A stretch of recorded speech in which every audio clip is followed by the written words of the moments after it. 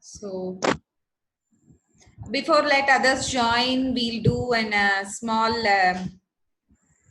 activity with the chat room. Could you all give a definition of yourself with any computing word? So for instance, myself, I am Bhuvaneshwari.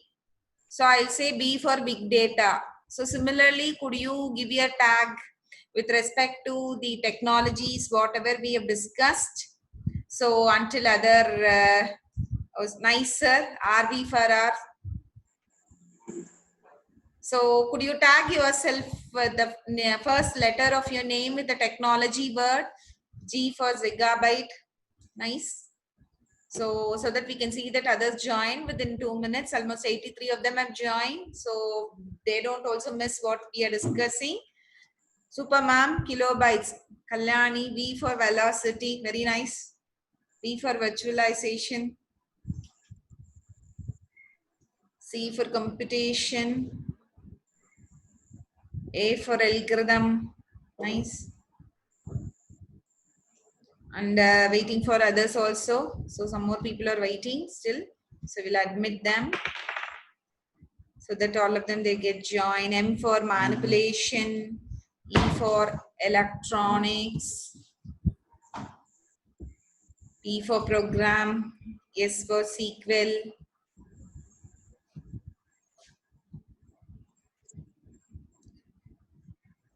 Analytics.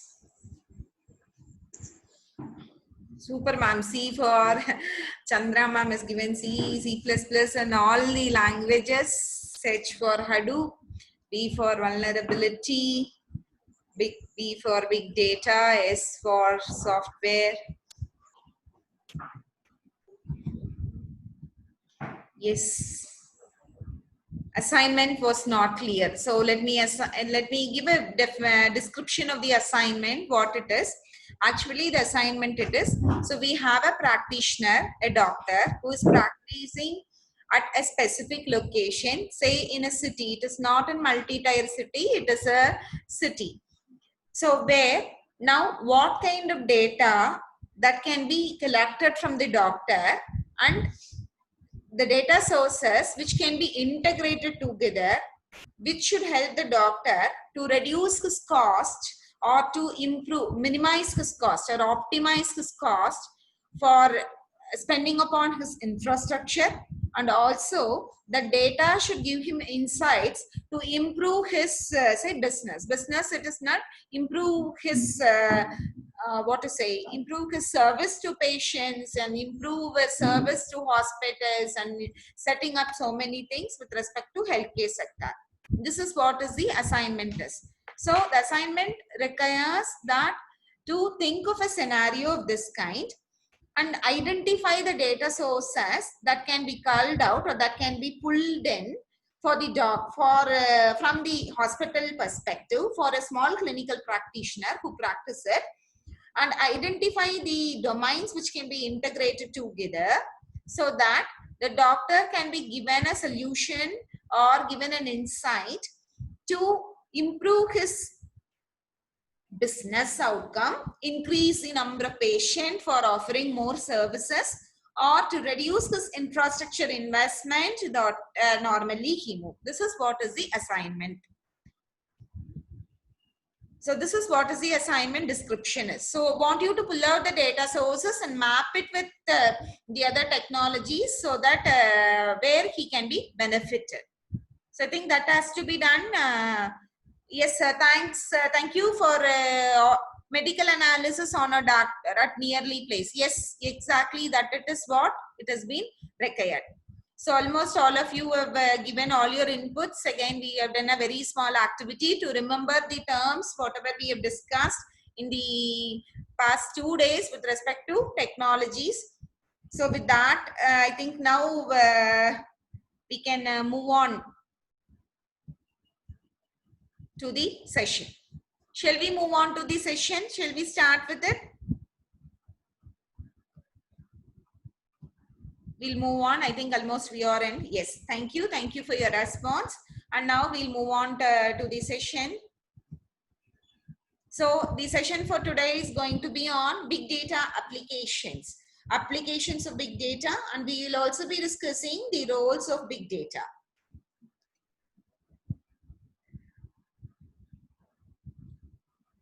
So this is going to be the next 2 hours title, which we are going to have a lot of use cases, discussions, and the outline of the session for today is going to be in view on data analytics process. So how to integrate the data sources, how to identify the data sources. So to begin with the data analytics, what is the pre-requirement that it is necessary, or what are the consideration that has to be taken in, so that we try to make the data sources come together for an analytic perspective. So we'll be discussing about the data analytics process, followed by big data application, particularly to healthcare. So with one simple use case, we could find out that how all the other domains can be integrated together, or how this field is multidisciplinary, and what will be the role of all the participants. Already, since we do have a heterogeneous group and we have participants from the engineering disciplines of mechanical, chemical engineering and other domains, we have people from commerce and management background, and we do have people from computer science and other majors from music and others. So we do have different use cases to meet out, to get the participants to become comfortable to understand the use cases and application in their own domain. So one is with respect to healthcare, where we could see how all of us we integrate together and we work on. Another one, it is with respect to geolocation data, how big data is becoming very important and the insight that can be thrown out, followed by big data skills and roles. And as the beginning, since we are here for 2 days, and we'll have a very fast glance and recap of the session, whatever we have discussed earlier. So we have started with the data. So now we know that data is not only a fact and information, it is an asset, it is an economy, it is a fuel which drives the business scenario. And the data explosion has begun, and it has been increased tremendously since the technology came in, say from DBMS technology to internet in late 90s, and it has tremendously moved into larger volumes after the technology outbreak of social media, and which resulted in huge volumes of data, and that data is normally termed as big data. And again, we have clarified that big data, it is not only volume of data, it has more on it. So big data, it is it has characteristics of volume, velocity. Velocity is the streaming nature of data. Variety is the different types of data that is being generated as audio, video, and so on. Then we also been see to that the veracity component. Then we have also seen the validity, virality, value, viscosity, and other features constituting large characteristics. And we also seen that big data as a definition. So big data is a tool, is a technology, and is a platform for processing large volume of data accommodated to get deeper insights from this large volume of data. And with respect to use cases of big data has been used for understanding what has happened in the business, called as data exploration. And we also see that it has been used in customer relationship management to get a clear picture about a specific entity in a 360-degree view or in an all-around approach. Followed by, it is used for risk analysis and security intelligence, is used for operational analysis, for integrating data from other sources such as machines. And the final application is integrating the data warehouse data sources. We call it as data warehouse augmentation. And again, we have discussed something with respect to that. So with this use cases, we have also said that data science is multidisciplinary in nature. Now we'll move on to the data analytics process.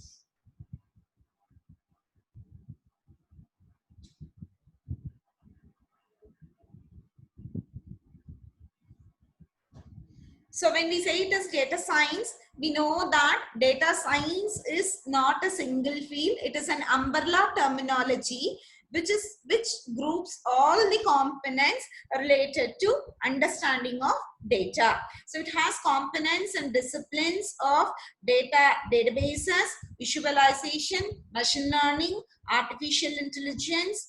Then we do have domain knowledge, and we do have other all disciplines joined together for finding out the richer insights which has been hidden in larger volume of data, and data has emerged as a data science. And when we say that it is a data science process, so what is the process that has been in data science? So the first and foremost thing when we want to do end-to-end data analytics or get into data understanding, the first important thing that has been required is the understanding of business. Business understanding is very, very crucial, and it is very, very important, since the data is not being generated from one single domain, since it is being thrown out from multiple domains, and integration requires data from multiple fields. Understanding of the business scenario or understanding of the problem where it has been implemented or what is to be done, so it requires the domain knowledge.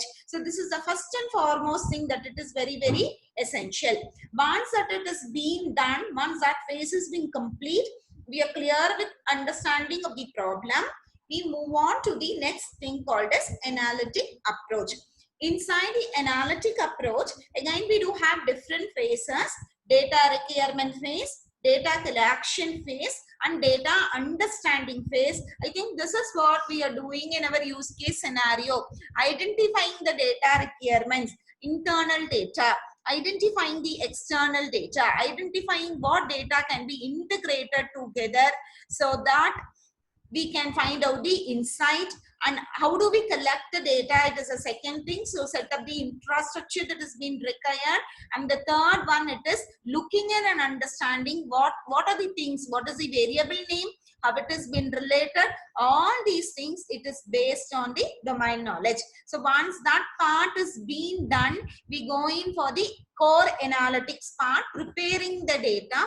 So in the analytics part, we use statistical techniques to understand and explore the insights that has been inside the data using EDA, exploratory data analytics. So that we'll be seeing in the next slide. Once that preparation part is over, we'll be moving into the modeling phase. So here where we use artificial intelligence or machine learning part, so that we do model to find the prediction or to forecast something.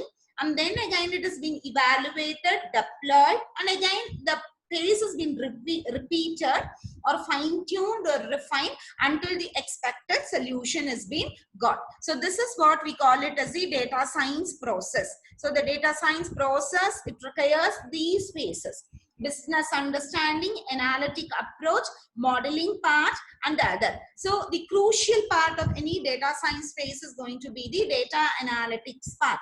So data analytics part is very crucial, because once we want to throw or to do a prediction, we should know what has to be predicted or what has to be forecasted. So in order to do that, the association relation among the data is very, very essential. So here data analytics itself plays an important role. So we'll see what are the different type of data analytics in the next slide.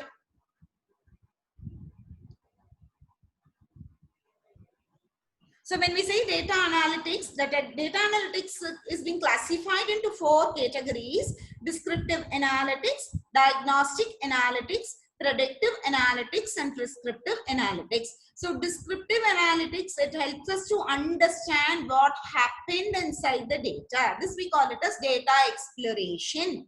Why did it happen? So all these 2 phases, descriptive and diagnostic, will help us to understand what is been actually happened in the business process for a longer period of time.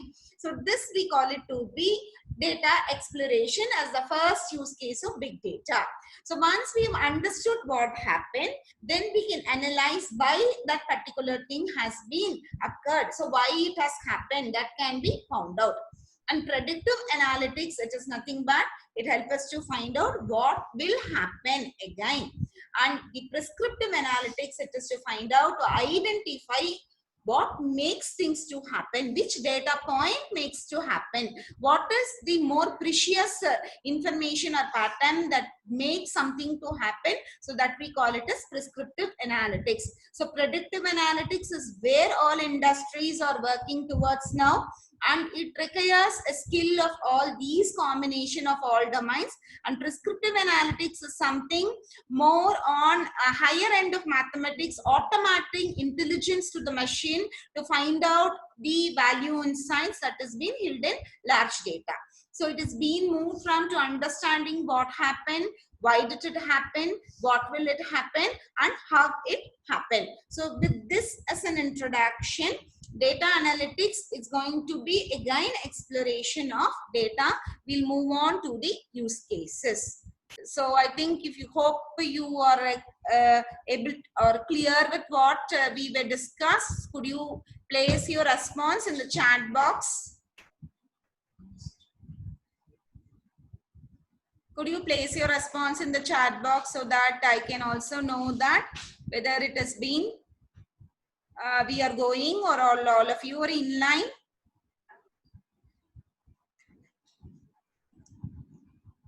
Thank you, ma'am. Voice is too high, it says.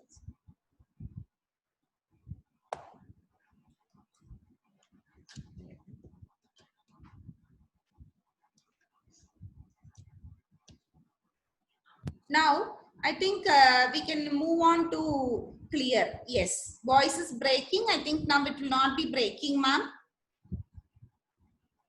Thank you. Now, we'll move on to the big data use cases, applications of big data. So when we see on applications of big data,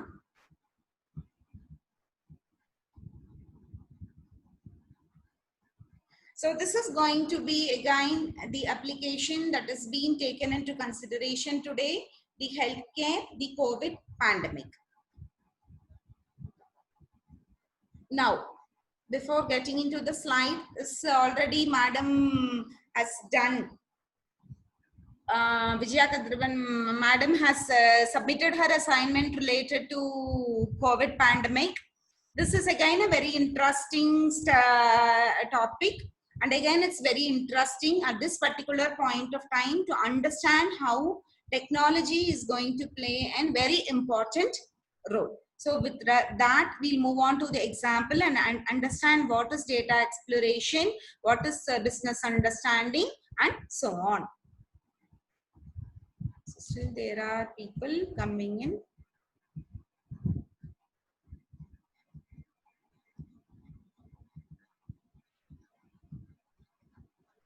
So now, before getting into the things, could all of you write your healthcare data sources? Could you present your views or present your responses in the chat box?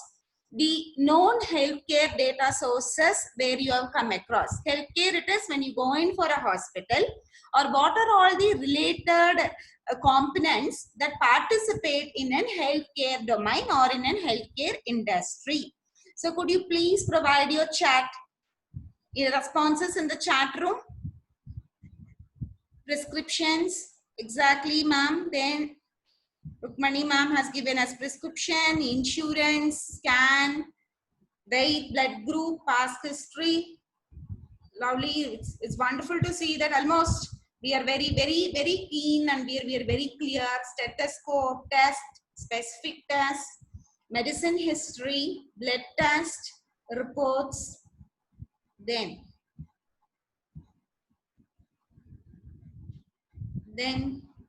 anything else? Patient survey, clinical data, pharmacy information, medical records, pharma, artificial support systems, excellent, advice of doctors, post-operation clinical test, ERP, administrative, surgery, reports from lab, disease, history, excellent, food habits,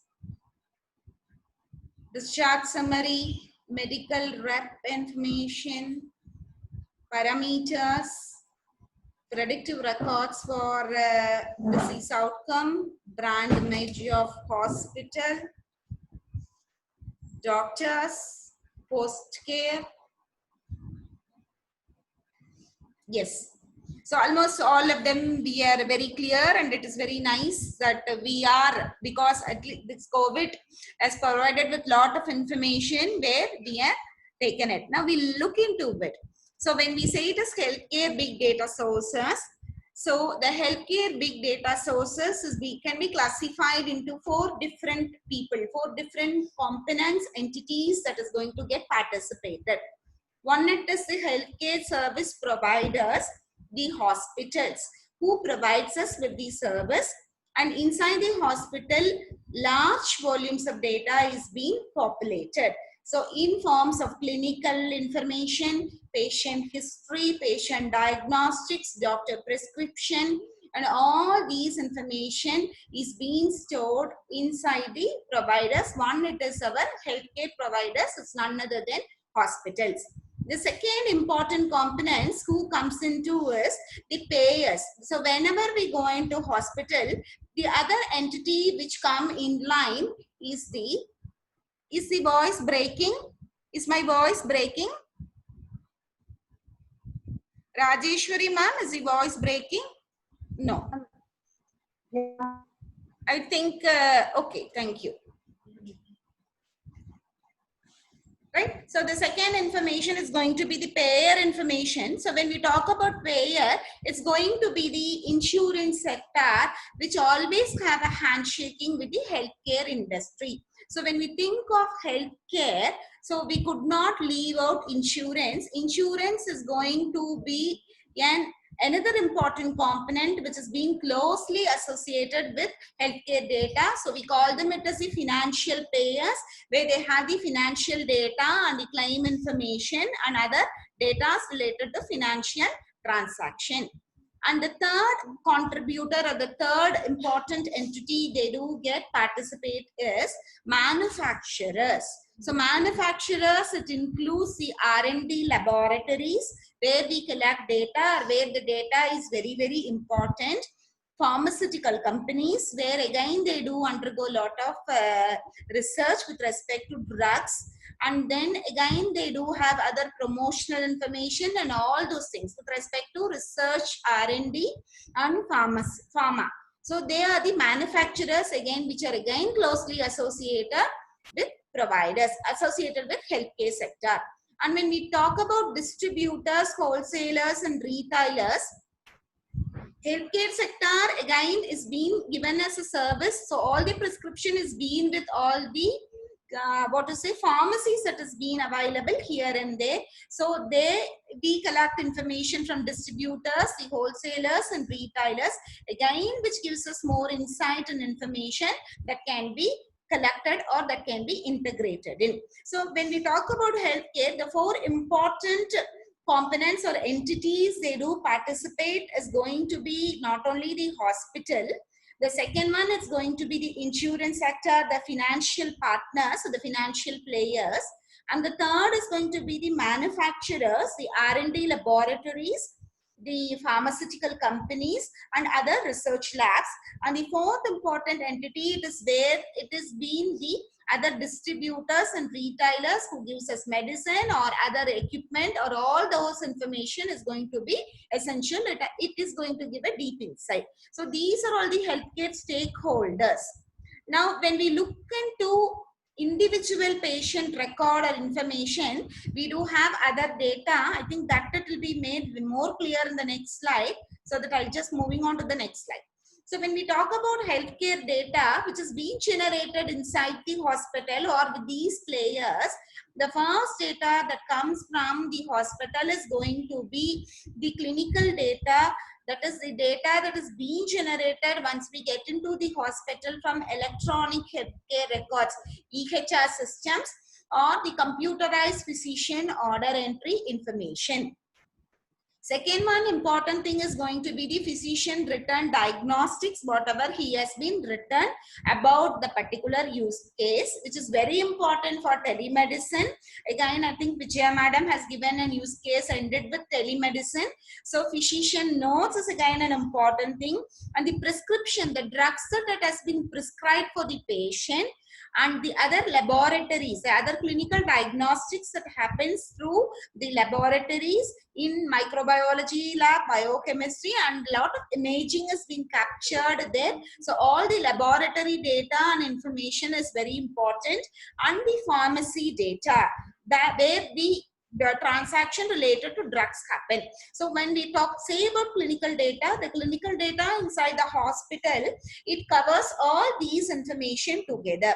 So include right from electronic healthcare record, which records the patient information, ending up with all the diagnostic procedures, and finally coming out with the treatment. All together, it is the data that is being generated internally within the hospital. And apart from these data, there is another form of data that is being generated from machine generated data. So the machine generated data is going to be the data from wearable gadgets.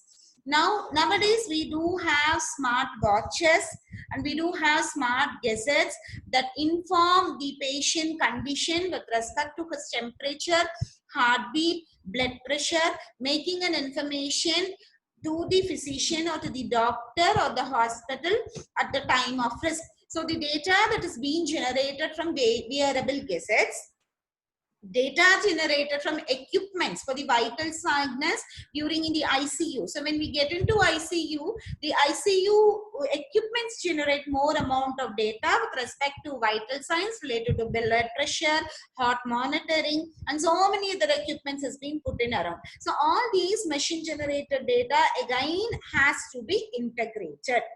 And the third data, it is going to be the social media data that is being generated or posted by people in form of tweets, blogs, and Facebook and other web pages about the drugs or the adverse effects of the drugs or the service of the hospital or anything. So we know that data is not generally generated by a business.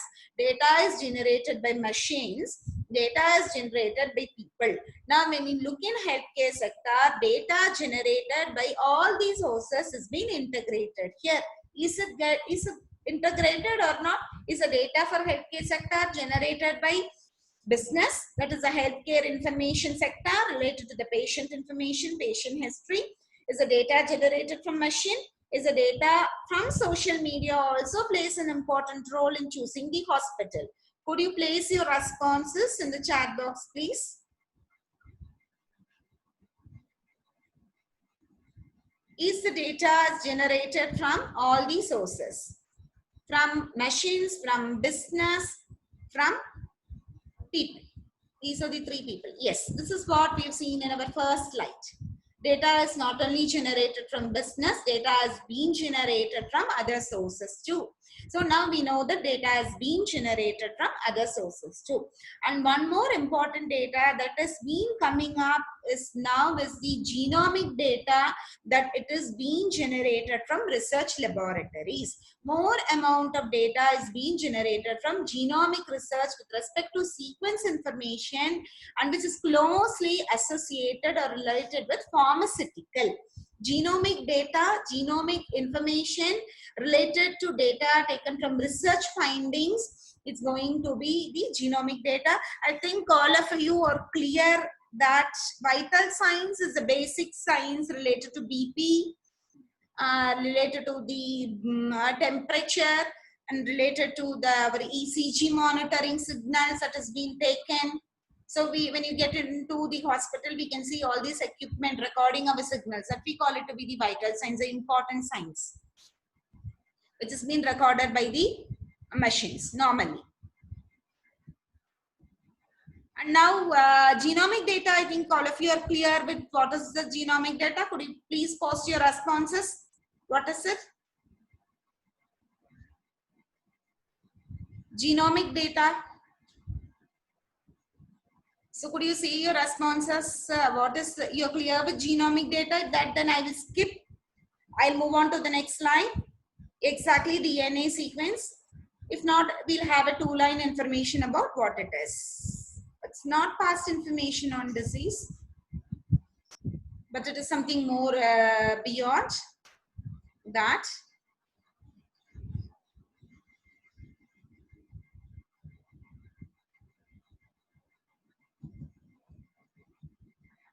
Yes, DNA and RNA details. So when we say it is genomic data, it is again a very interesting study. So it is about the entire picture or draft of a human individual, and this genomic sequencing, it took place very long back in 2000 itself. It became a very mature technology in the right current now. So DNA sequencing is being placed even in the research labs, that is being inside the universities and the institutions.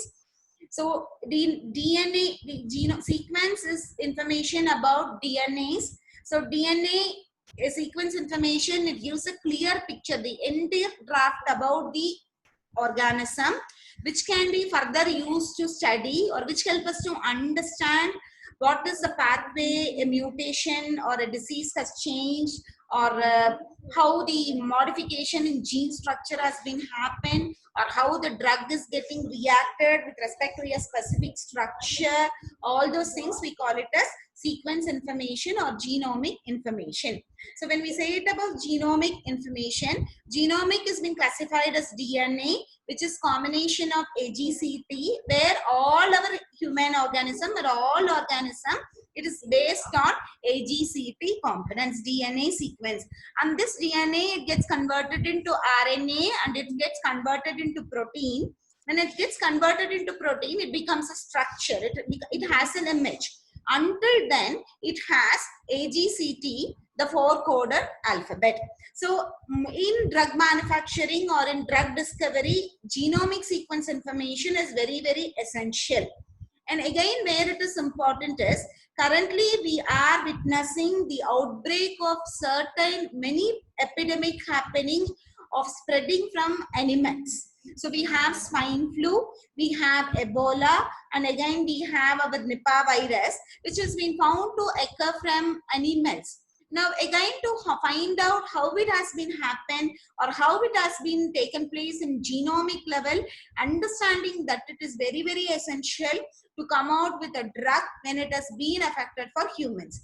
So genomic sequencing is going to provide with a lot of benefits and potential and make the human lives more healthier, and that is going to bring out with lot of drugs which will happen, say which is going to happen for the diseases such as cancer or diabetes or anything, not cancer and AIDS, HIV, where we don't have the medicine or the drug because of the changing nature of the virus. Even COVID, it puts into the same picture. So genomic data is again a huge volume of data, and there are exponential outbursts of data available in biological databases, and all these data is available to public at free of cost, and it is being available in NCBI, National Center of Bioinformatics, NCBI. And you can find out all biological databases when you get into these portals, which is free for researchers to take up the genome sequence and start working. So this is what the genomic data has. I think this is more suffice because we have a heterogeneous group. Now, and big data in life sciences is the second one, as what we have talked. Sequencing of data, identifying the drug pathway, when a drug is being found out, in which way it goes and where it gets affected, whether it will be curing or not, identifying the clinical trials in the hospitals, because whenever a drug is being manufactured, the drug has to be tested at so many places. So identifying the right person for clinical trials, again genomic sequencing is going to play an important role. And again, it is for analyzing in vitro, the diagnostics, how it has happened. And it is again used for repurposing or reinventing the drug depending the nature of the virus, identifying new genetic component which is been reason for making some mutant due to genetic mutation, the cause for a specific design, specific disease, identifying the new drug target components to reduce the severity of the disease, and to provide a personalized health care, and again to identify the adverse effects that happens because of consuming or taking up a drug. So all these things that can be studied only with the genomic information. The data generated from the electronic healthcare records is going to be a substitute, and the genomic sequence data for drug design is going to be the primary information. So all these sources, again, it has to be integrated. So again, when we talk about big data, it is a very large volume of data that has been available in the life sciences too. So this is a slide from Infosys. And when we look in, we can see that we have all the partners playing, payers. What do they do with the information? They can find out the fraudulent customers who do a false medical claim. They can identify the risk of financial risk when a patient for a population. So where new insurance claims can be come up with, and they can find out, identify the data to increase their revenue with respect to insurance sectors.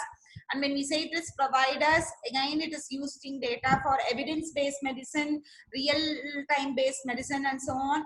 And with respect to patient-centric view, providing utmost care, 360-degree analytics for patient, providing understanding and giving the required information, that is called as patient-specific information. And again, life sciences information is very important for clinical trials, again, which is going to be related with patient information. We'll see to that what is it. Now, at this point of time, we have to be very clear in understanding that healthcare record, it's not only the record from the hospitals, it's going to be the record from pharmaceuticals related to drug. It is again going to be the record generated from machines, because now we have more IoT devices. When you have a watch, that watch can detect that whether you have a continuous sleep or a disturbed sleep. And if it's a disturbed sleep, what is the reason that a disturbed sleep is being caused for a longer period of time? It gives a sign for the diagnostics to the doctor, where this is a clue of the information. The doctors can start his diagnostics, identify and prescribe with the required service or the required medicine. So this is where all these sources has to be integrated. So we have exploration of information is important. 360-degree rotation of data is important for financial players to understand the fraudulent customers, to identify the risk of payment. And again, patient-centric information, 360-degree is important to give a complete care to the patient.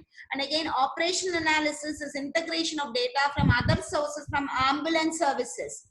Again, that data is very, very important. So, for example, when we have a severe accident and the patient has to be treated immediately, now the data that is being generated from ambulance with all this information will make the infrastructure to be set ready to give the service or to start the treatment immediately. So how it, again, it increases the business promotion of the particular hospital. Again, operational data is not only with ambulance data, it's going to be data with all wearable devices. So now all of us in a point of time, we are going to have a watch, so that it is automatically gives an alert to our physician, who will know that what is our vital sign, and he will ask us to say that you please come and get admitted to the hospital at this particular point of time, since your vital signs, your pattern of information is found to be very risky.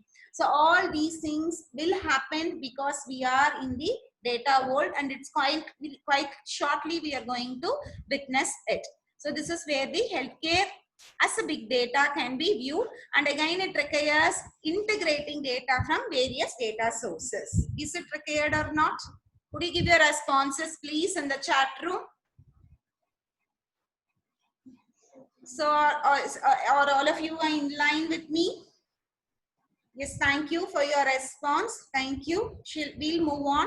Thank you, madam, and thank you, sirs, for immediately giving your responses, so that it will be very easy for proceeding further.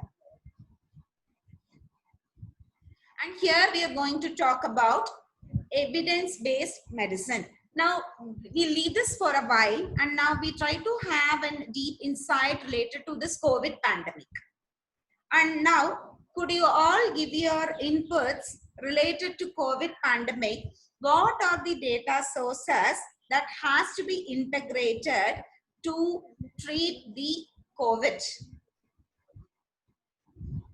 What data sources has to be integrated for COVID? Please do give your response. Number of patients affected, then COVID tests, symptoms, test reports. Could us again make too brief, narrow down? Can we narrow down and say that this information is very important, very clear? Yes, we do have information from various sources. Yes, genetical data about virus, exactly, that it is also been required. Yes, exactly, very nice.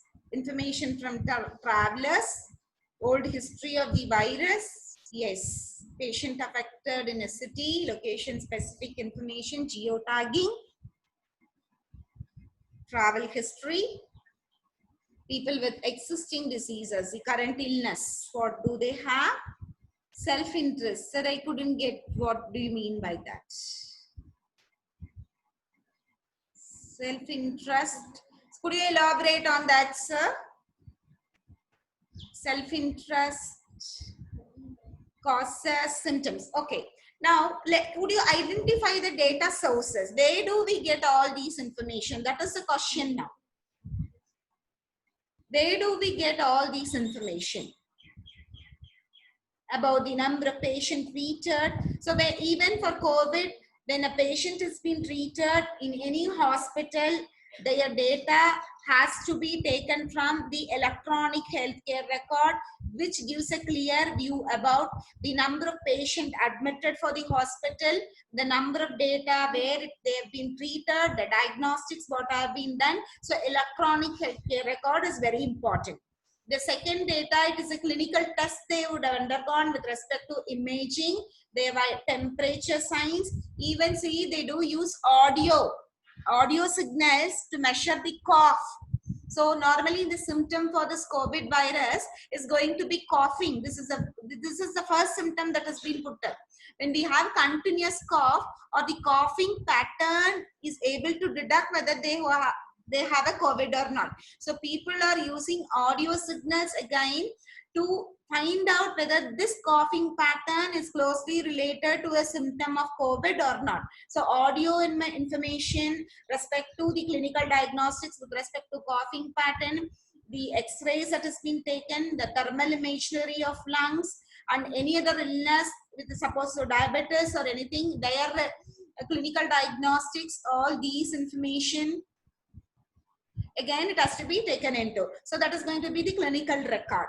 And apart from that, again this data is to be related with insurance, because the treatment to be given, whether the people is being with insurance, again insurance sectors has to find out or to provide provisions or to make the space to get insured for this particular COVID pandemic, to make them identify or find out people with already with some illness, provide them extra benefits. So again, insurance is going to play an important role into that. Insurance sector is going to come. And again, when we going for drugs, so what is the drug that it is going given to this particular people? Again, this level of information could not be done with one single patient. So all over the world, the data has to be collected from the entire pandemic population, and it has to be found out, classified, find out people who are with same kind of symptoms, with illness, without illness, what is the nature of drug that is being suggested, and what is the effect of drug of a particular kind to a particular people or a particular group of people, and if they do take other drugs, does it have any adverse effects? So all these things again it's going to be constitute a very larger information, which is where the genomic level information come, or the data related to pharmaceutical it comes in. And again we have to integrate data with respect to genomic level to manufacture or to identify, to come out with a new drug. That is what has been happening with respect to COVID. Again, in COVID, this is what people are doing. So to study with that, they use machine learning and artificial intelligence techniques to find out the drugs to be discovered based on the sequencing information. So now we have discussed 4 components. One, it is the providers, the electronic healthcare records from the patients. The second one, it is the payers, the insurance sector. The third one is the R&D laboratories, the pharmaceutical companies. And again, the last one is going to be the genomic sequence. So all these information is going to take part in it. Do you agree with me? Is all these information is important? Please do give your responses. Yes. Thank you. So now the next one, what we are discussing is, now we are very clear, right? We are identify the data sources or the partners who are going to print. Can we list out the characteristics of big data that has been in this COVID? So we know that the data characteristics of big data has been classified into 6 V's or 7 V's. Does all those V's it puts into this COVID also? So could you please map it? Could you please map it and provide your inputs in the chat box? Volume of data is there. X, there is more volume of data not generated from various clinical diagnostics of patient carried on around the globe, which is being submitted to all research laboratories to come out with a new drug, because finding out a drug is a very serious step as far as COVID is being considered. And why it has been happening, it is again the nature of virus has been continuously changing. So we have variety of information as image information, we have information in form of text, we have information in terms of audio, we have information again in terms of videos, and we have lot of information that has been put in. And again, the streaming nature of data, it is increasing day by day. Again, that has also been there. And does veracity exist there? Do we have inconsistency? Yes, because so many researchers has come out with the drug targets. They've identified a particular component which can be treated to cure the specific virus. So all over the globe, the people are trying with different drug targets, identifying different entities and identifying different drug synthesizers or different drug compositions to fight against this coronavirus. Again, based on the literature study, again there provides a lot of confusion and inconsistency or uncleared view in mapping and finding of the drug target, because the data is very complex. Yes. So again, volume of mortality, again that is going to be a very important information. So it had again the value component. A drug, it is being given to a person with illness. How long it is going to keep the person stable? Again, that is a question. Is it a question or not? How long a particular drug that is being given to a patient for a very, what is the validity of the drug this is going to keep the patient in a comfort zone for a while, for diseases, life-killing diseases such as, say, cancer, HIV, as of now COVID, and so on. What is the validity of this drug? Nobody knows. Again, validity, it is again an important factor. And again, the value component, which is causing this component, because the gene is mutant in nature, it is bringing different kind of effects in different kind of people. Again, to study all these things together, we need a great infrastructure, or I need a very large volume of data processing environment. And to explore all the points of data, we need computational power, and there comes the machine learning and deep learning algorithm, and technology plays a very important role in bringing in, integrating all these data for preventive care as well as for treating patient based on evidences, as well as to find out new medicines based on the real-time inputs. Yes, all big data infrastructures can help. So this is what is COVID. So now we know that, so when we want to do a COVID analytics, we know what is the volume of data, what is the velocity component, what is the veracity component, what is the validity component, virality component. Again, the information that has been populating from social media, again, it is not giving the exact thing what has been happened. It is just creating lot of confusion, and it is just causing a lot of panic across users when we surf through social networking. The virality of spread of information is again a very important question mark. So now we know the data sources, we know the big data characteristics. Again, we know what is the internal data that has to be brought in. You also know the external data that has to be bring in. Now my question is, for this COVID pandemic, what is the other data that has to be brought in? What is the other external source of data that has to be integrated? Somebody has already been given that. So it is the right time to post your answers.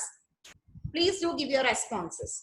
What is the other external data source that can be integrated for this COVID information? What data can be put in? Exactly, Saravanan sir. Now, transportation information, the travelers' data, the persons who have traveled, the transportation and the logistic of people, movement of people from one people to other is being captured,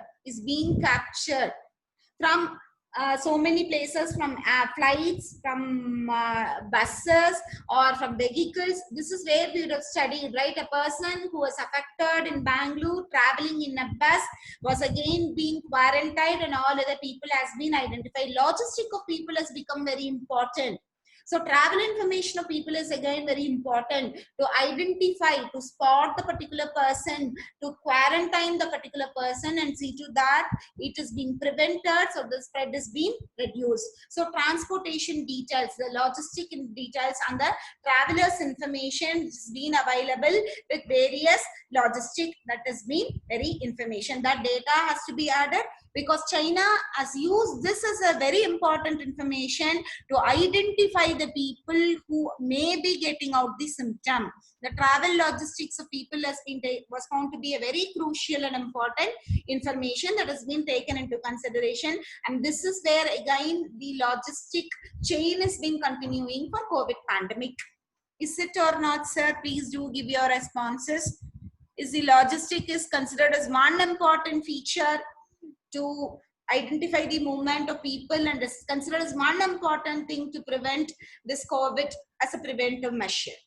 Yes, thank you.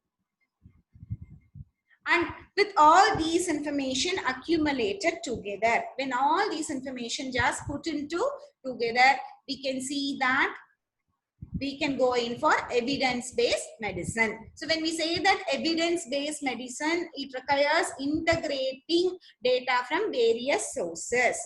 And again, it is used to predict patients whether they are at risk for a disease or for readmission. Because it is from literature, it is stated that patient who goes in cardiovascular surgery, the heart surgery, is found to get the readmission rate of patient after cardiovascular surgery is found to be increasing. This is what it has been found out. So now it is again, these data when integrated will help the patient identify the patient risk for a disease, or to identify the patient, or to avoid the readmission rate or reduce the readmission rate to the hospital, which will be beneficial for both the service provider as well as for the patient in terms of financial and in terms of health, mental health. Again, that is one important thing, because getting readmitted after a very long surgery, again moving to the hospital, it is going to bring in adverse effects related to mental health.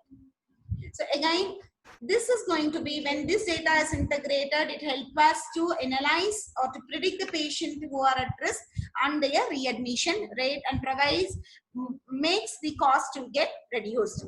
And again, the historical data joined with the financial data, joined with the patient demographic information, will help us to provide personalized medical care. So providing suggestion for a patient to choose the right surgery with the right amount of cost, and what type of surgery will benefit them in terms of the financial, in terms of their healthcare signals, and what is the risk for their medical complication. All these things can be identified based on the historical data when it has been integrated with all these data sources. So this we call it as evidence-based medicine. This we call it as evidence-based medicine. So where it requires integrating data, analyzing to identify predict the risk of patient, as well as historical data, providing personalization. Again, we call it as personalization. So personalization, it is not only for business. Again, personalization is required for healthcare sector also. As we layman, whenever we do go to hospitals, we depend on the physicians and the medical experts to help us to choose the right surgery, to help us to choose the right plan, to help us to choose something, as we are unaware of what is going to be the adverse effects, and we do go for different opinion. So when these data is being integrated, automatically the system can cull out all different features and hidden insights that is being available in the data, providing a very good personalized medical care for patient, and where big data analytics is going to play a very important role.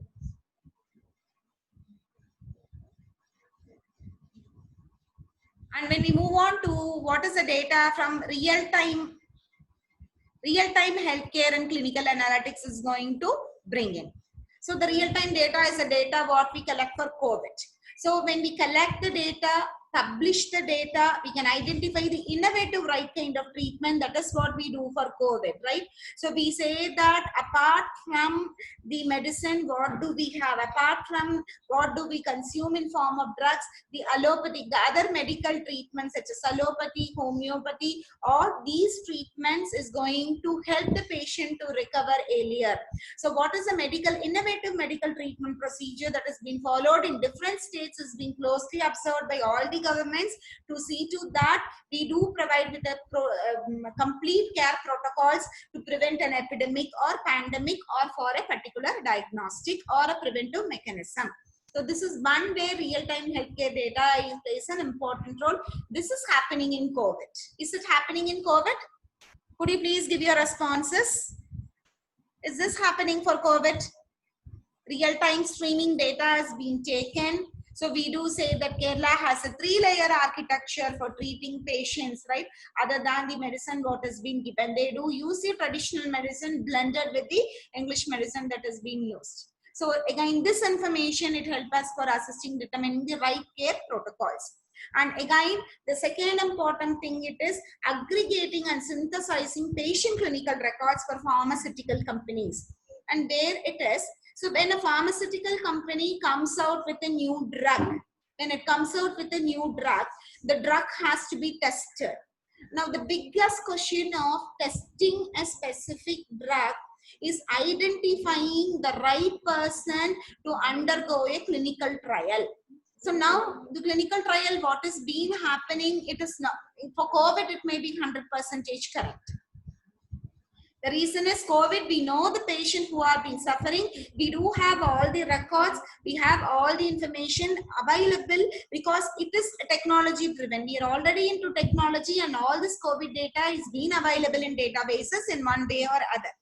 So identifying the clinical records for pharmaceutical companies to identify or to test the drug with the right patient, it is again a question mark for disease diagnostics or for drugs, identifying the right drug for a disease such as cancer oncology.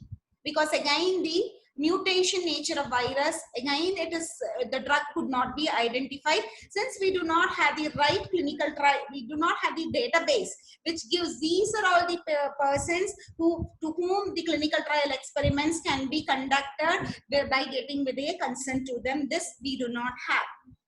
And now I do have an interesting story to share with you. So what do you think about Steve Jobs? So your responses, please. Steve Jobs. Steve Jobs, please. Apple loner, hard worker.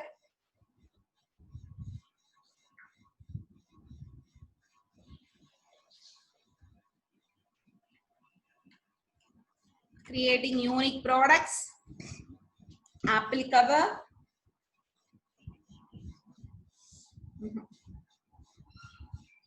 Daily wages. It's daily wages. It's daily wages. Fight cancer in his life. Exactly. He fight cancer in his life. So when Steve Jobs has been with cancer, Steve Jobs has lost his life because of cancer. Fight COVID, poor health specialist. Okay. So when Steve Jobs has been with cancer, right, he has given his last days for making himself to undergo the clinical trial experiments. He has given all his sequences and his genome sequencing, all this information is being given to pharmaceutical companies and to trust the right drug target, and he has given all support for using technology to fight cancer, to identifying the right drug targets. This is where Steve Jobs has done in his last days. Right? He is not only with an innovator, but he has also done a very good social cause, making somebody who was really affected into a clinical trial experiment is going to bring in with lot of effects for study, and it will be the right medium or the right thing to understand the adverse effects or the benefits. He himself diagnosed practically, and that it is what is something interesting about the great visionary. And where else it is being used?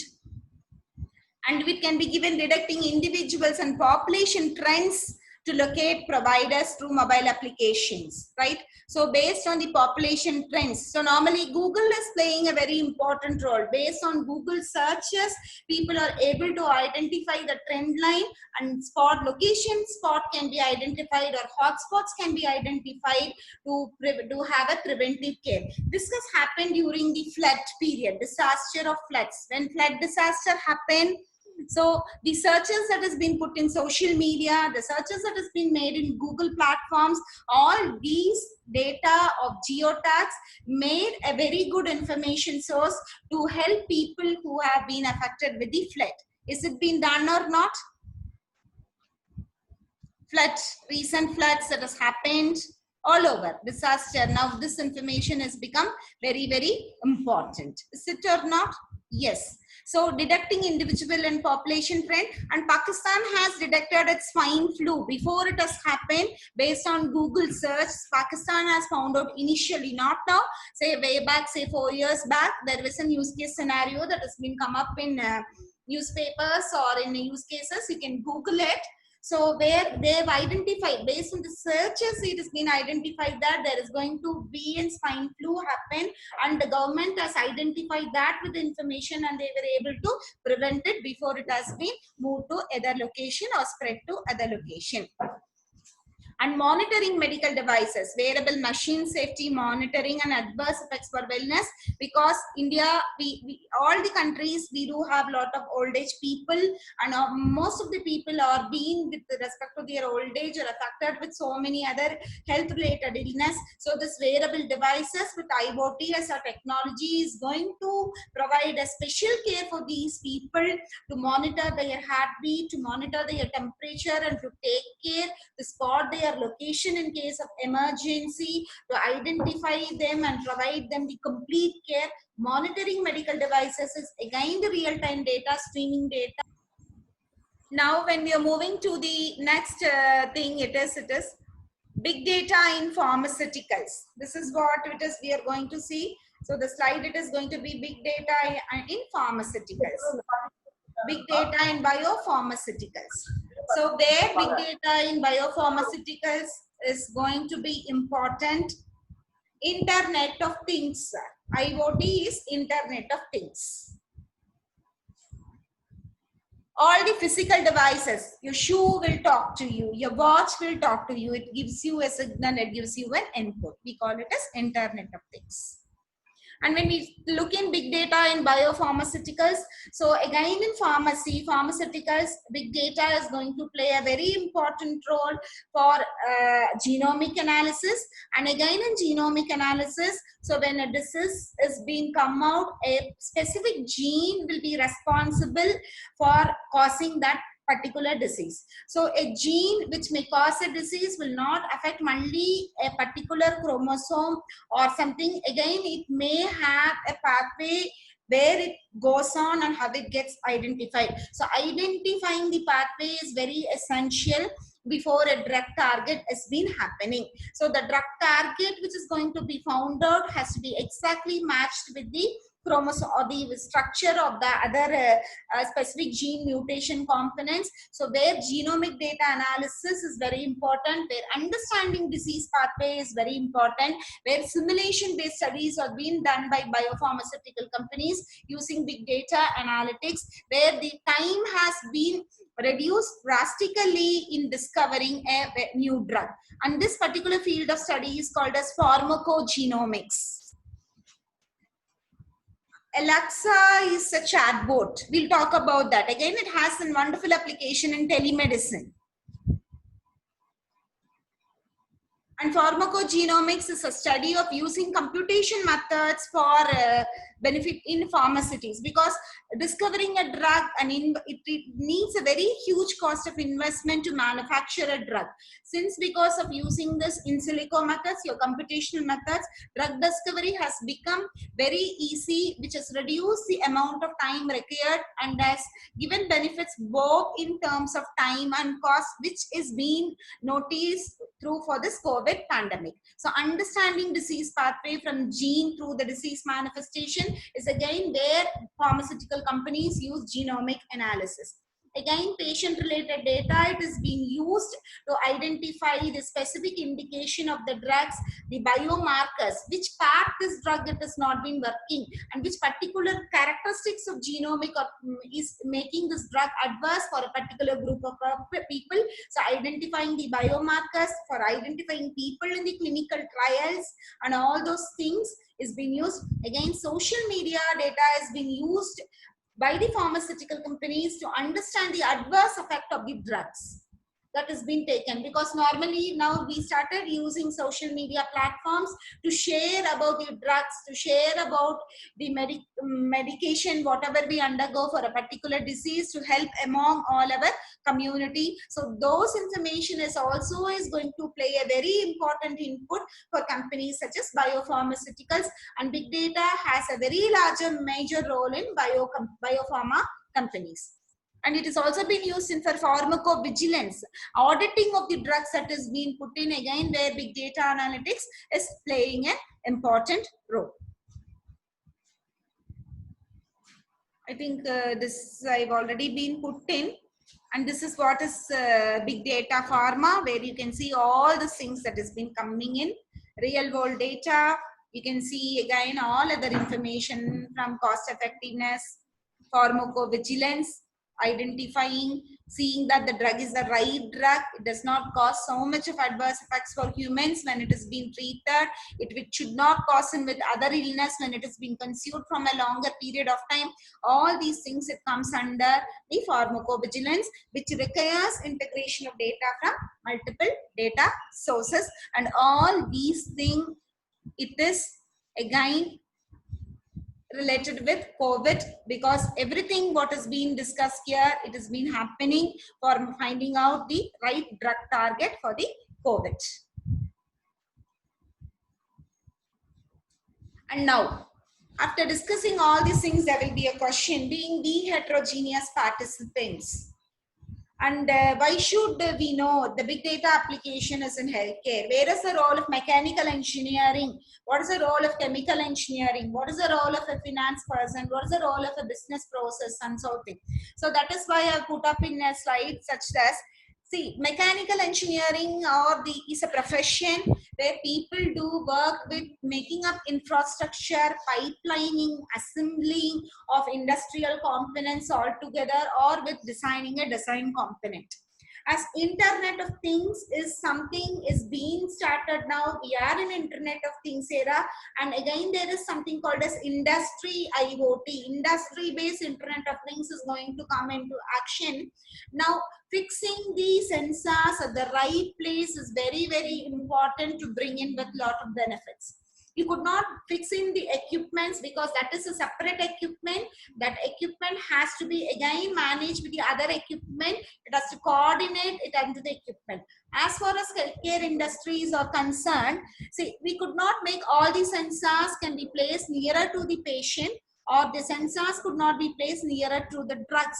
It may have adverse effect. So finding out the right position and the right place and setting up the infrastructure of fixing up these machines, the support of biomedical engineering or mechanical engineering in other industries is going to play a predominant role. So mechanical engineers have a lot of scope because all the time we are going to make all the physical gazettes to talk with our computing environment. Now, where to fix, how to fix in a larger plant or in a smaller automobile car.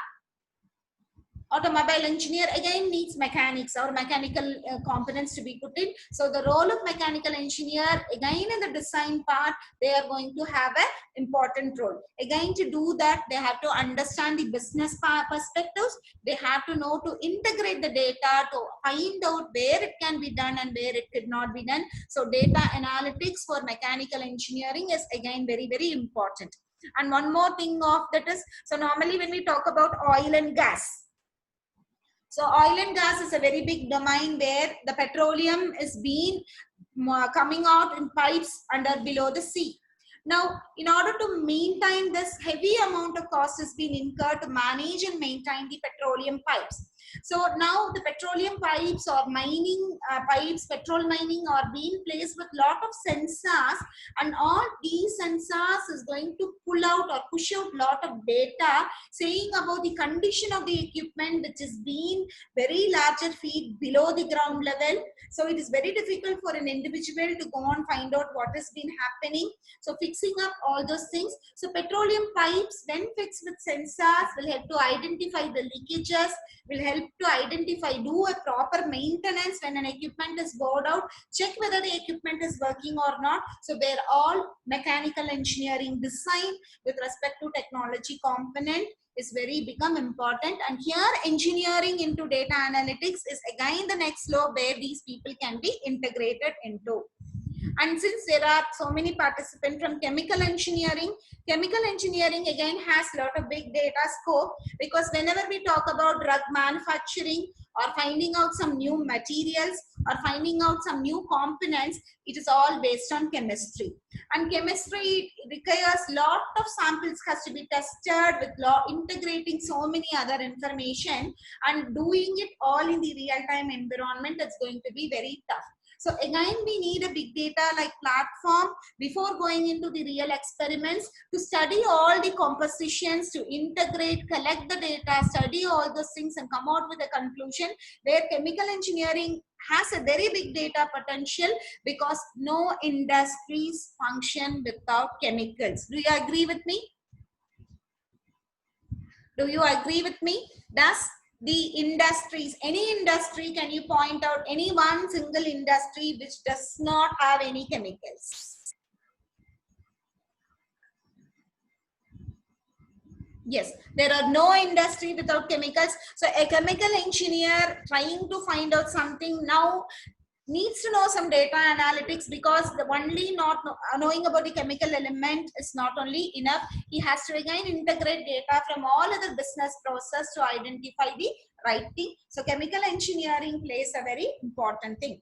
And what is the role of business people, insurance, commerce and management? So wherever we go in for data analytics, the first and foremost thing that it is being required is business understanding. Healthcare is related with insurance and finance. All manufacturing is being related with stock. All industries again is being related with finance is an important component. Now these are the people who are going to verify and validate the business functionalities and say that what information you have come out with the analytics part is right or wrong, so that your prediction models can be built. And without these business analytic perspectives, understanding the business and merging the analytics of knowing something with the data, again, without the people from background of finance, commerce or other business integration disciplines is not possible. So again, all these areas can be linked with any industry or any domain, let it be healthcare or let it be manufacturing or let it be logistics or let it be anything. So all these people has to collaborate together in order to find out the insight. And one important thing where it has been common is natural language processing. And NLP is, somebody has asked, Alexa. So understanding now, because of the COVID pandemic, there are lot of questions that has been raised with so many people. We do have lot of information to be asked. So we could not employ humans for all these call centers to answer. Now, do we have natural language processing based on your chatbots, where chatbot is a software application which understands the text what we type and it responds. The Alexa it does, the Google Assistant it does. So when we are driving in the car, it asks, when we say that pick up a number, it does, and it continues. So natural language processing, understanding the basics of language is very important. Again, the people from any language background is very, very important, because making a language to understandable to a machine is not very easy task. It requires lot of components of grammatical compositions to be put into the algorithmic flow to identify that. Again, natural language processing inputs is being required from other disciplines and domains. So these are going to be the roles of multiple disciplines. And again, this is one slide we have, geospatial use cases. Now, another important use cases is, see, how many of you do have all the time your geolocation on? Your location services on. How many of you have your location services on? Please do respond. Me. Yes, sir. Yes, yes. Driving. Map is on. No, madam. One answer. Sometimes another classification. Two. Yes, we do. Now, what is this two inputs of our location tag? GPS is going to play. So GPS data, just the location, service information, when connected with the domain, say financial institutions or financial services, may help to predict the fraud, where it will happen, which location it will happen, and where it is been. So geospatial location for financial, it can be correlated with your transaction data to predict the fraudulent customers and fraudulent pattern emerging, where more ATM fraud has been happening, where are the more type of hacking has been happening in financial tracking. So location specific services is going to play a very important role. Again, in retailing, all e-commerce companies is able to know the understanding of their customers only because of the location tag. Location specific advertisements has been posted, location specific information is being shared through recommender system, where offline channels were unable to produce. Again, retail is going, takes a large amount of input data with respect to location sharing in order to provide recommendation to the customers based on their location and give a personalized experience. And insurance is a sector, again, which is closely related with location services to identifying the risk. Which location the risk is being more tight. It is always with a city or it is within village. If it is a city, more location, risk of location is in Chennai. In Chennai, which road the location is being, which location is at a high risk. In terms of accidents, in terms of thefts, in terms of anything that has been happening, which is being tied with insurance, can be identified with the location information, and all these information is being shared through our apps. So we do not have control over that. Transportation. transportation help us to identify when we could track all the geolocation track of all the travelers and connect their information with our licensing information, right? Then we can find out where more accidents has been happening, what is the pattern of accidents, who do not obey with the traffic, all the traffic orders which are under control. All these things can be brought out with respect to transportation.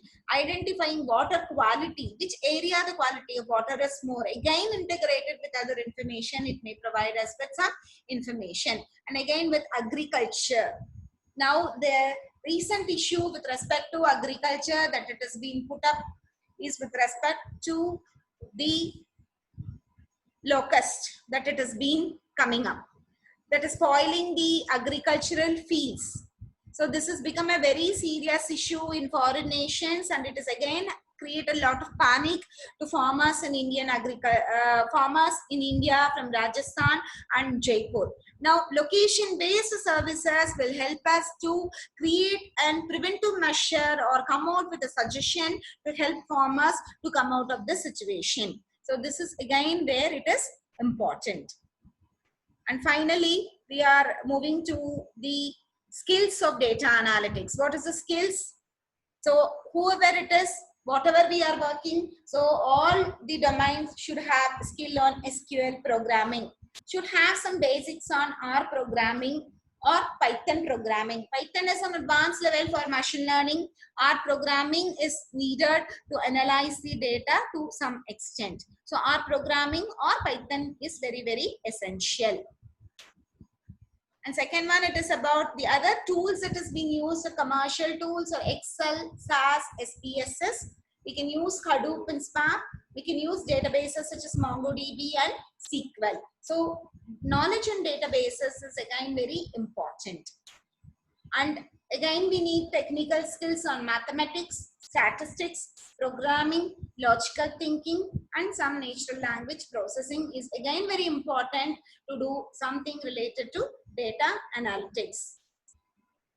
And domain knowledge, very, very important, and you should be a very good storyteller. Come out with a beautiful story, which is very, very important. So those are the technical skills that are being required.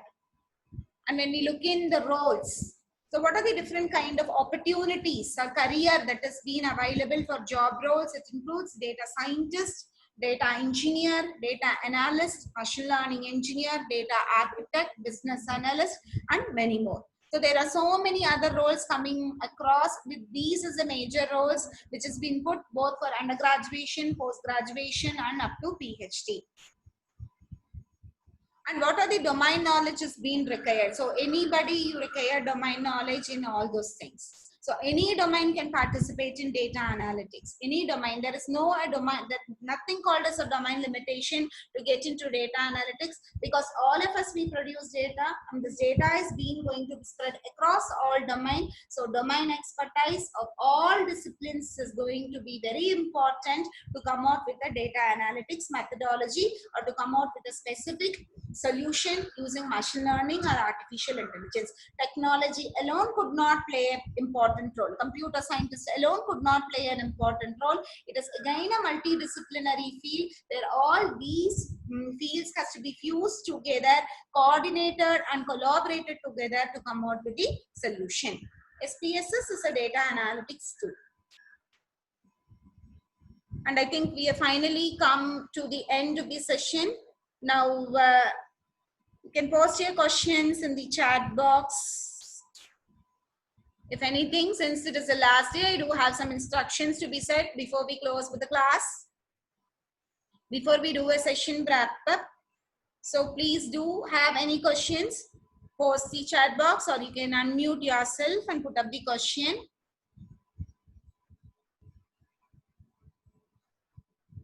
And regarding, so your time, and today I want you to make the last assignment for today's session is you want to make a poster like thing. So don't be panic. It's not going to be a poster, right? Ma'am? Yes. Ma'am? Yes, ma'am. Ma'am, is C and C++ language not enough for big data analytics? No, C and C++ is not enough. You have to go with R or Python. Okay. Okay, ma'am. Thank you, ma'am. Thank you. Any more questions? Can you please suggest some topics for PhD in big? All the topics, whatever I've said you, that become a topic. So you can explore on all these disciplines. Python programming, yes, any programming skill can be acquired by anybody. There is nothing difficult to learn any programming. It will be really very hard initially. You may find some difficulty, but as a whole, when you start in, it will be very easy. There are so much of online courses that has been happening. No, Java, it is a very hardcore language which could not be practiced by everybody. People use Scala now instead of Java.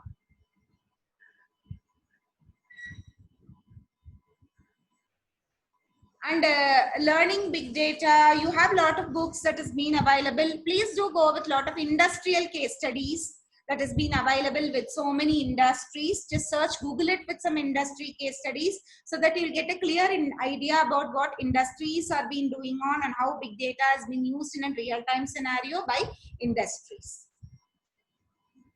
And let me complete the poster assignment. So you have to do a poster. You have to take up a domain, list the big data characteristics as what I did for COVID. Again, identify the external data sources, internal data sources, and again write down the applications and what will be the outcome you derive from the application for a specific thing that you have to do and submit it. A copy of a poster, how it has to be done, is being posted in Google Classroom. So you can have that as an, what to say, is an example, so that you can write it in a paper, just take an image and just post it. So all the assignments and all the quizzes has to be completed to get a e-certificate. So we'll have a deadline for that. So we have already extended the deadline up to 31st of this month. So that until then you can submit your assignment. You can submit your all those things. So posters, it is nothing but it is a chart. Taking a chart and identifying a domain, identifying a problem, putting up with the data characteristics, then putting up with all your other big data, whatever we have discussed. So that it has been available. We have posted some 2 posters that has been there. You can do it in a sheet, in a A4 sheet, and you can post it. So to earn a certificate, you have to complete all the assignments and all the quizzes and assignments that has to be given or submitted in Google Classroom. And the deadline has been extended up to 31st. And we have also given a feedback form. Please do give your inputs in the feedback form that it is being given. Yes, madam, it is already posted in the Google Classroom. And the feedback form link is being posted now. You can also see the feedback form link in the Google Classroom also. So please provide your inputs in the feedback form. And if you have any doubts or anything to be clarified, so we can raise up the question and we can have a discussion. Yes, there are a lot of security algorithms that is in big data that it is being used. So all security algorithm, whatever it has been prevailing for your distributed architectures and something, the same is again prevailing for your big data, because again it is based on the distributed architecture model.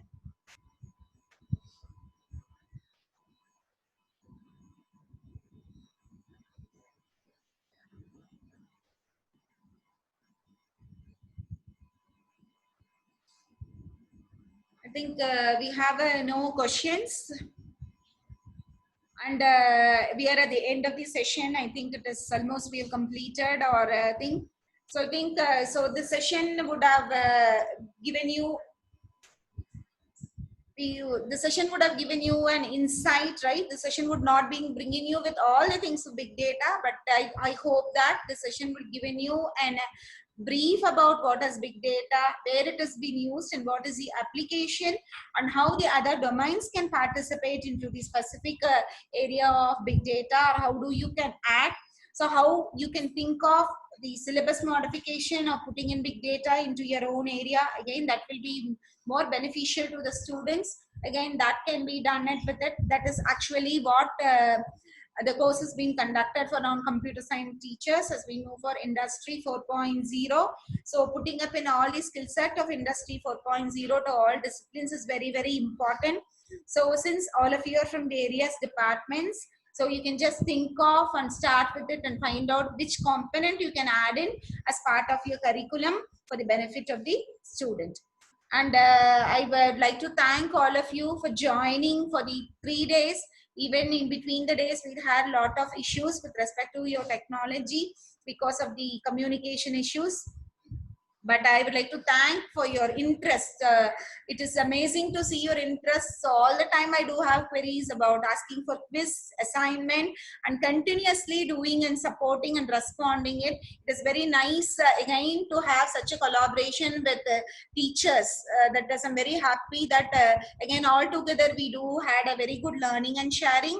And thank you for your interaction that has been given for us throughout the session, for your active participation. Thank you. Really, thank you one and all. On behalf of Bharatiyar University and Department of Computer Application, I would like to thank all of you for joining this program on big data analytics. And I feel that this program, I didn't have a feel that it has been conducted virtually. I felt that it has been conducted in a normal environment. So your responses were so amazing. Thank you one and all. Ma'am, thank you, ma'am. Kindly send the quiz link to the mail, ma'am. Those who are not in Gmail account, please kindly send other mails, ma'am. Okay, sir. And did you find out the answer for the quiz what has been given? Ma'am, we have given the answers to you, ma'am. But not that, sir, not that use case, right? I've sent a situation, right? Why the color of one house wall is getting faded. Okay. Okay, I'll say the answer, right? As none of you have asked it, right? So many of my students are very interested to know, ma'am, did you ask for the answer? Say me, what is the answer? So what is it? It is, the answer is, so there is a community, and all the community, there are 100 houses. And among those 100 houses, one house outer wall is getting, the white color is getting faded. And what is the reason? This is the question given to a data analyst. And the reason, you have already identified various clues. One is tree, other one is bird, and other one it is light somebody. Yes, the first clue is trees, right? All the houses have tree and all the trees are fruit bearing trees. Then why this particular house is getting faded? The reason is birds. Yes, birds, but why the birds opt to choose only this particular house is again a question, why this house? And again the answer for that why is going to be a light. Yes, all the houses we do put the lights on when it is during night time. And why this house particularly was answered. And why the reason is, this house alone, they make the lights on, not feeding the birds. The lights are switched on even after midnight, up to 11 or 12. And all the other houses, the lights is being switched off. So when you have light has been put out in one house, automatically it attracts more insects coming to the house. So to take the insects, the birds which are residing in the tree, they do come in the early morning. They take the birds, they take up all the insects, they spoil the wall. So the wall is being washed by the owner of the house regularly. So the color is getting faded. This is the answer. And this is where it is the connectivity comes in. So the answers, what we look in will not be rightly when you analyze the data. The data requires a lot of association and correlation to be joined together. So data analytics, it requires looking a problem in an out of window. You have to look in and out of window, not with respect to face value. Again, your answer will not be on the first layer. You have to find out, dig deep and ask your answers, why, to find out an answer. And finally, you have to present your findings in form of a story. That it is what is the skill of a data analyst. Since we're dealing with numerical numbers, people will not accept when we talk about numbers. They want nice stories to build up from the data. So on that is where the skill of data analyst is storytelling. And thank you. Storytelling is a very important skill. Thank you. Thank you all. All the quizzes and all the assignments will be posted. Once you complete it, we will be sending you the e-certificates. That has to be done. Yes, sir. Dr. Sudarshan, Yes, sir. I didn't find the attendance sheet for today. Is it posted or it will come later? It is in the Google Classroom, sir. It is posted in the Google Classroom. Posted, already posted. Okay. Yes, okay. sir. It is already So- posted in the Google So Classroom. all the 3 sessions, 3-day sessions were very nice, madam. Thank you. Thank you, sir. Thank you, sir, for your active participation. Thank You you. being the first one to be logged in to this session. It's Yeah, very yeah. nice. Thank you, sir. Thank you very much, madam. Thank you, sir. Thank you all. Thank you. Take care. Bye.